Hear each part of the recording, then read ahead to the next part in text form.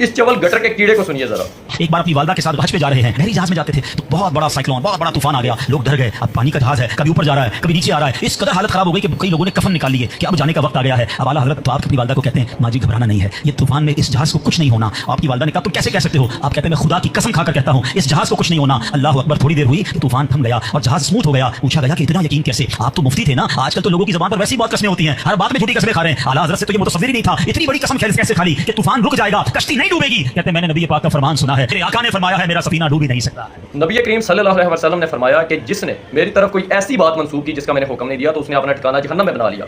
अब इस गटर के कीड़े ने इतनी बड़ी बकवास की कि ये कहता है, अल हजरत ने कहा कि मेरे नबी ने फरमाया है कि तेरा सफीना डूब नहीं सकता। कहाँ पर यह हदीस लिखी हुई? लेके आओ, एक दलील लेके आओ, जाओ हदीस की कुतब उठा के देखो, जितनी हदीसें उठा के देख लो, ये हदीस लेके आओ जहाँ पर अहमद रज़ा बरेलवी के बारे में नबी करीम सल्लल्लाहु अलैहि वसल्लम ने ये बात कही। अब मैं यही वीडियो दोबारा आप लोगों के सामने चलाता हूं, इसको गौर से देखिएगा और तवज्जो से सुनिएगा, आपको पता चल जाएगा कि इस कज़्ज़ाब ने कहां पर दज्जाल वाला काम किया है।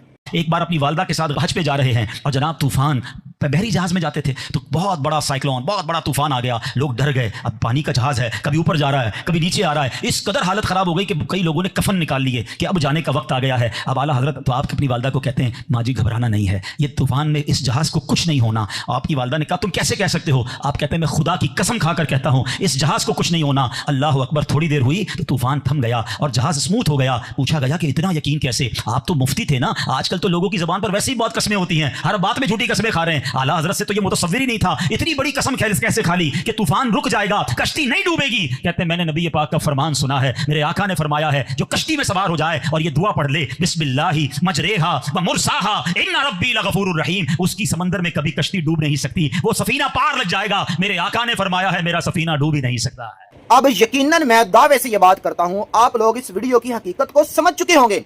इस दज्जाल ने, इस कज़्ज़ाब ने, जो अब्दुल हबीब ने हदीस पाक बयान की है ना कि जिसने कश्ती के अंदर बैठने की दुआ पढ़ ली, हुजूर फरमाते हैं कि उसका बेड़ा कभी डूबेगा नहीं।